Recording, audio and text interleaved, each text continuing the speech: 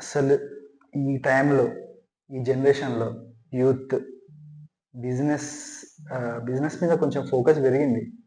కానీ ఎప్పుడు ఎవరైనా గాని జాబ్ మీదనే ఎక్కువ ప్రిఫరెన్స్ ఇస్తున్నారు. అసలెందుకు అట్లా అవుతుంది? మనకు జాబ్స్ ఇంపార్టెంటా? బిజినెస్ బెస్టా? ఏందసలు? దాని గురించి తెలుసుకుందాం అని జెప్పేసి ఈరోజు డిస్కషన్ పెడదాం అనుకుంటున్నాం. బాను అసలు జాబ్ అదే జాబ్ మంచిదా? బిజినెస్ మంచిదా? అసలు ఏది పెడితే బెస్ట్? తెలుసుకుందాం. దానికన్నా ముందు అందరికీ హాయ్. అందరు సబ్స్క్రైబ్ చేసుకొని హాయ్. లైక్ చేయండి, షేర్ చేయండి. అసలు ఈ టాపిక్ ఏంటి, అసలు బిజినెస్ ఏంటి, అసలు యూత్ ఏంటి అనేది మనం డీప్గా వెళ్ళి డిస్కస్ చేద్దాం. అసలు ఏమవుతుంది అన్నది, మన ఇండియాలో ఏమవుతుంది, మనకి ఏం కావాలి నెక్స్ట్, మన ఇండియా డెవలప్మెంట్ కావాలంటే అసలు ఏం చేయాలి, మన యూత్ ఎంత కాంట్రిబ్యూషన్ చేయాలి మన ఇండియాకి అనే దాని గురించి మనం డిస్కస్ చేద్దాం. బిజినెస్ ఇచ్చి పెట్టి మన జాబ్ జాబ్ మీద ఎందుకు ఎక్కువ ఫోకస్ చేస్తున్నాను, అసలు ఏంది మెయిన్ లోప్స్ ఏమున్నాయి, అసలు ఎందుకు ఎక్కువ బిజినెస్ లకు రావడానికి భయపడుతున్నారు. బిజినెస్ రావడానికి ఎందుకు భయపడుతున్నారంటే ఫస్ట్ థింగ్ ఇన్వెస్ట్మెంట్ అనేది చాలా మంది దగ్గర ఉంటలేదు. ఇన్వెస్ట్మెంట్ లేకుండా కూడా చేయొచ్చు బిజినెస్‌లు. కానీ ఇన్వెస్ట్మెంట్ అన్నది మెయిన్ అయిపోయింది. ఇంకోటి ఆలోచన శక్తి. అంటే ఏ బిజినెస్ పెట్టాలి అని చెప్పేసి మనకి థాట్స్ కూడా రావట్లేదు. Maths good point. నువ్వు ఇప్పుడు ఏ పాయింట్ అన్నావు కదా, ఇప్పుడు మనము సెంట్రల్ గవర్నమెంట్ ఒక స్కీమ్ తీసుకొచ్చింది. ఏ బిజినెస్ చేస్తే బాగుంటుంది అని చెప్పేసి ఒక పీడిఎఫ్ ఇచ్చింది. దానికి మొత్తం బిజినెస్ ప్లాన్ మొత్తం ఇచ్చింది. నువ్వు అన్నదానికి చెప్తా, నువ్వు అన్నావు కదా ఇందాక, చెప్పు. అవన్నీ ఇచ్చింది. దాంతో పాటు లోన్స్ కూడా ఇస్తుంది. యాక్చువల్గా నీకు లోన్స్ ఎలిజిబుల్ కావాలంటే నీకు ఒక కోర్స్ ఉంటుంది. ఆ కోర్సు నువ్వు ప్రిపేర్ కావాలి. అంటే గవర్నమెంటే నీకు కోర్స్ నేర్పిస్తుంది. అంటే బిజినెస్ ఏంది అన్నది ఒక నీకు మొత్తం ఏ టు జెడ్ మొత్తం నేర్పిస్తుంది నీకు. దాని తర్వాత నీకు ఎగ్జామ్ ఉంటుంది. ఎగ్జామ్ పాస్ అయిన తర్వాత నువ్వు లోన్స్కి వెళ్ళి, ఇప్పుడు మన గవర్నమెంట్ పిఎంఎస్ అవి ఉన్నాయి కదా, ఆ లోన్స్కి ఎలిజిబుల్ అవుతుంది. ఆ లోన్స్ వల్ల నీకు ఇన్వెస్ట్మెంట్ అవసరం లేదు, గవర్నమెంట్ లోన్ ఇస్తుంది. First point, government business plan ఇస్తుంది. అంటే నీకు ఏం బిజినెస్ ఏం చేయాలో తెలియనప్పుడు మన గవర్నమెంట్ పీడిఎఫ్ ఉంటుంది. ఆ పీడిఎఫ్ కొన్ని వందల బిజినెస్లు ఉన్నాయి, దాని బిజినెస్ ప్లాన్స్ ఉన్నాయి, దానికి ఎంత ఇన్వెస్ట్మెంట్ అవుతుంది, ఎంత రిటర్న్స్ వస్తాయి, నెక్స్ట్ 3 yearsకి మొత్తం ప్లాన్ చేసి ఉంటుంది. నీకు ఒక బిజినెస్ ప్లాన్ చేయాలని ఉంది, కాకపోతే నీకు దగ్గర ఐడియా లేదంటే అందులోకి వెళ్ళాలి. లేదు నీ ఓన్గా నీకు ఐడియా ఉండి నువ్వు చేయాలనుకుంటే దాన్ని వెళ్ళాను కూడా.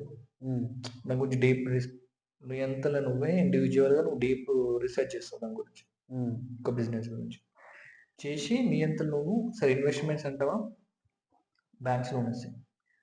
సెంట్రల్ గవర్నమెంట్ మనకు గవర్నమెంట్ సబ్సిడీస్ వస్తాయి, లోన్స్ వస్తాయి, మనకు 30-35% సబ్సిడీస్ ఉంటాయి. నువ్వు ఎంత బిజినెస్ స్టార్ట్ చేద్దాం అనుకున్నా కానీ నీకు ఫస్ట్ ఎంతో అంత నీకు ఒక 2-3 lakhs అయినా హ్యాండ్ ఉండాలి కంపల్సరీ. అది 2-3 lakhs హ్యాండ్ ఉండాలి. ప్లస్ నువ్వు ఆ ఎంక్వైరీకి అది చేయాలంటే మినిమం ఒక 6 months అయినా కేటాయించాలి కదా. 6 months కాదు, 1 year కూడా 1 year కూడా పడుతుంది. 6 months 1 year మినిమం ఒక బిజినెస్ గురించి తెలుసుకోవాలంటే.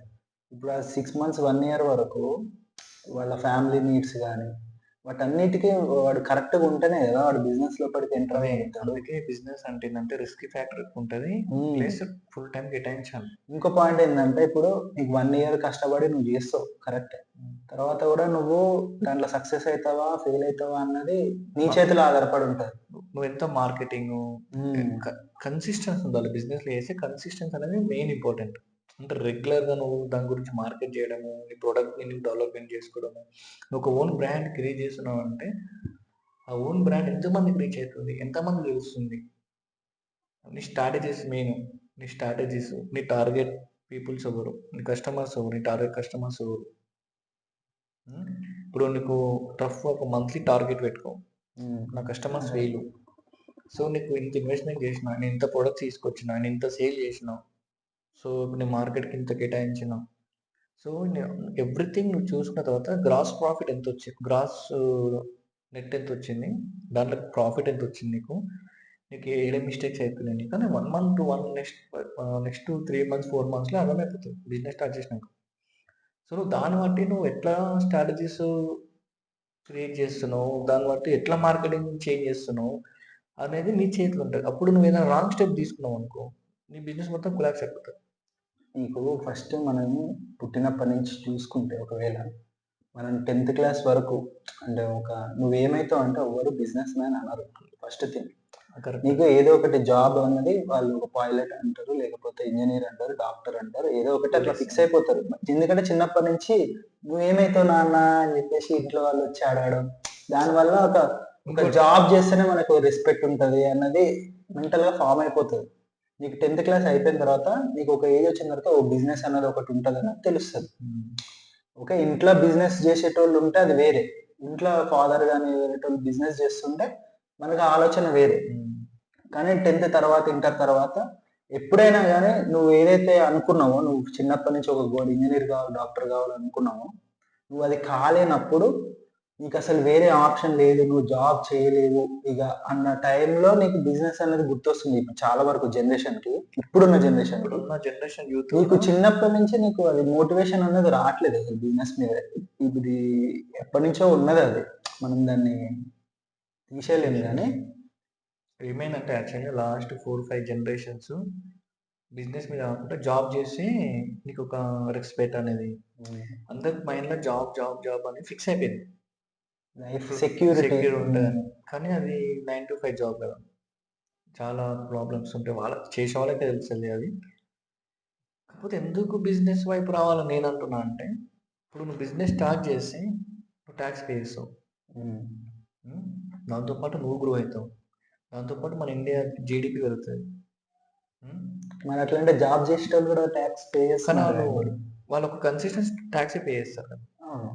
నువ్వు బిజినెస్ చేసేసి నువ్వు రా మెటీరియల్ కొనుక్కోవాలన్నా ట్యాక్స్ పే చేస్తావు, షాప్ రెంట్కి ట్యాక్స్ పే చేస్తావు, నువ్వు సేల్ చేసిన అమౌంట్కి మళ్ళీ నువ్వు దాంట్లో ట్యాక్స్ పే చేస్తావు. ఇప్పుడు నువ్వు ఎన్ని గణం చేసి ట్యాక్స్ పే చేస్తావు. నువ్వు జాబ్ చేసి ఏమవుతుందంటే నువ్వు జస్ట్ మంత్లీ శాలరీ ఇచ్చేటప్పుడు ఒకసారి పేమెంట్ చేస్తావు, ఒకసారి నువ్వు ట్యాక్స్ పే చేస్తావు. కాదు, ఎవరైనా ఫస్ట్ పర్సనల్ గ్రోత్ అనేది చూసుకుంటారు. అవును, అఫ్ కోర్స్ అది పర్సనల్ గ్రోత్ అనేది చూసుకుంటారు కదా ఎవరైనా. ఫస్ట్ పర్సనల్ గ్రోత్ చూసుకొని తర్వాత దేశం నుంచి ఆలోచిస్తారు మామూలుగా ఎవరైనా సరే. ఇప్పుడు నీ ఇల్లు బాగున్న తర్వాత నువ్వు దేశం నుంచి ఆలోచిస్తావు. ఇప్పుడు బిజినెస్ చేసిన అంతే కదా. బిజినెస్ చేసి నీకు ఎంత ప్రాఫిట్స్ వస్తాయో దాంట్లోకి పే చేస్తాను. ఫస్ట్ గవర్నమెంట్ పే చేయదు కదా. ఫస్ట్ థింగ్ అందరికి చాలా లేజినెస్ ఎక్కువైపోయింది. ఎవడు బిజినెస్ చేద్దామన్న ఆలోచన.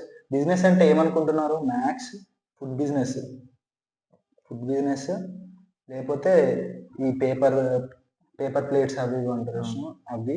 ఇన్నోవేట్ గా థింక్ చేయడం అసలు చాలా తగ్గిపోయింది.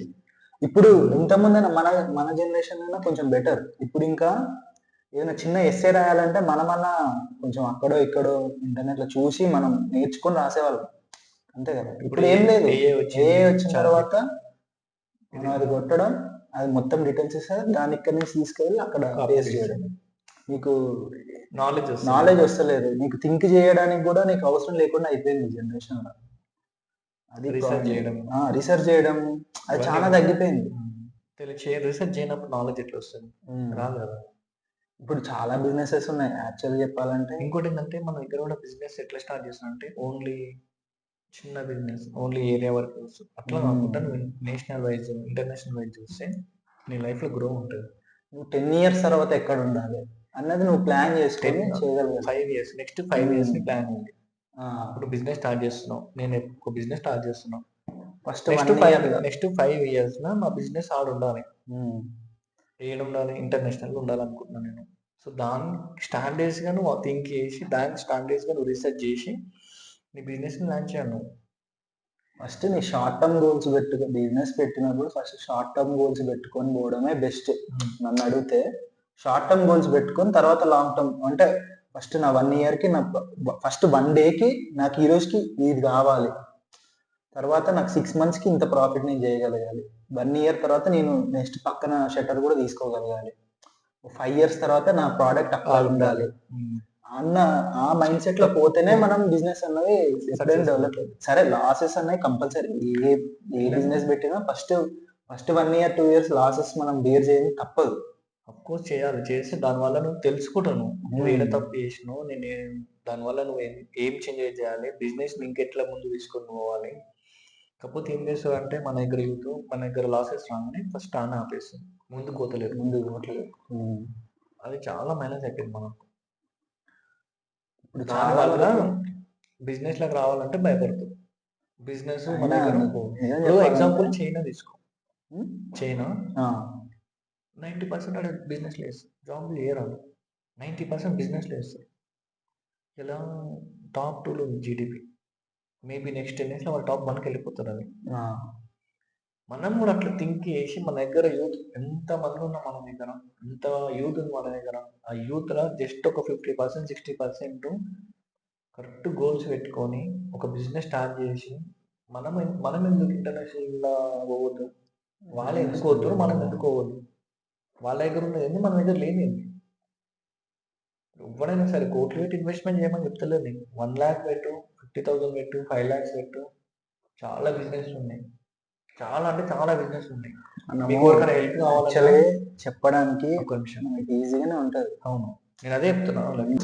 ఇంకోటి ఏంటంటే అసలు మన ఇప్పుడు ఎవరైనా బిజినెస్ చేద్దామంటే కూడా ఎవడైనా మామూలుగా లాస్ అయిన వాళ్ళ ఉంటారు కదా, వాళ్ళని చూపిస్తారు.